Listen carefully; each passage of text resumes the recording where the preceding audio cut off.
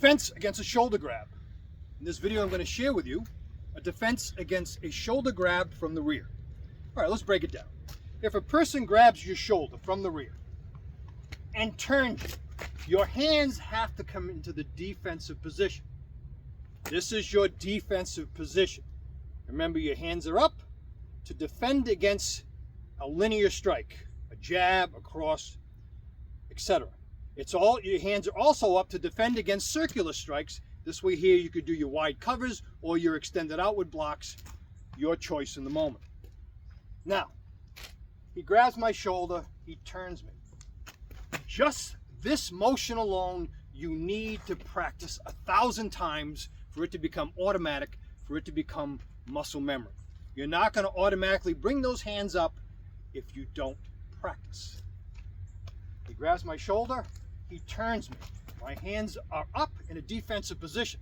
Notice my lead hand is in a position to strike to the eyes with an eye jab, or a palm heel strike, or even a claw as my first strike. Now that may be enough. Remember, you have to be familiar with your laws when it comes to self-defense. If I have to follow up, he grabs me, he turns me, my hands are up. I do my first strike, in this case a palm heel.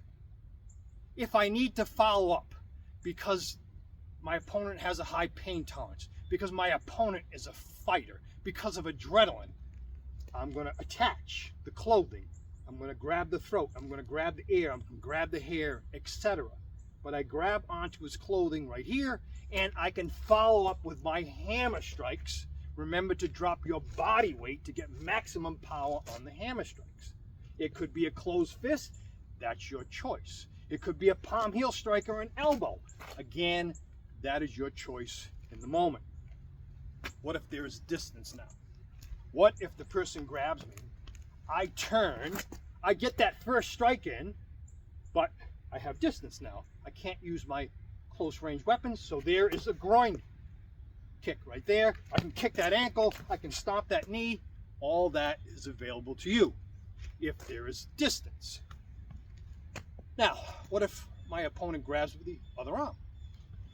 Grabs with the other arm, he turns me. Notice, as I came across, I flared the eyes. You need to practice this.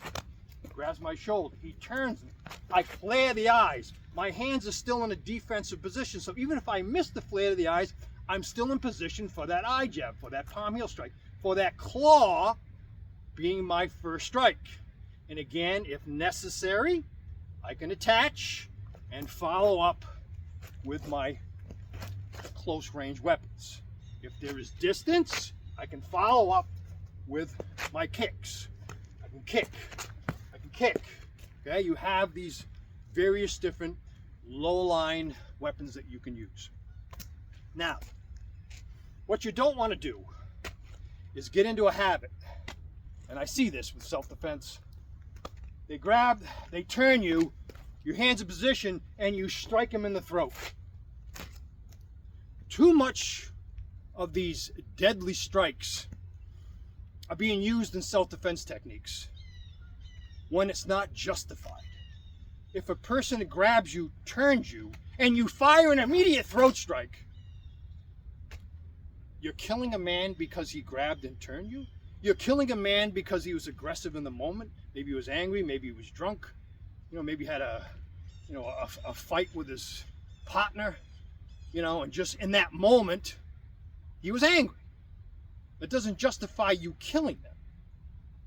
And never mind the costly lawsuit or the prison sentence.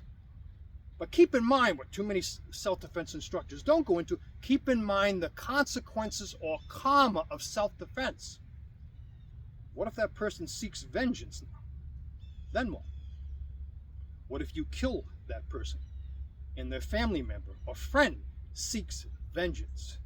You have to keep this in mind so you don't use your weapons that aren't justified, that you don't follow up in a way that is not justified.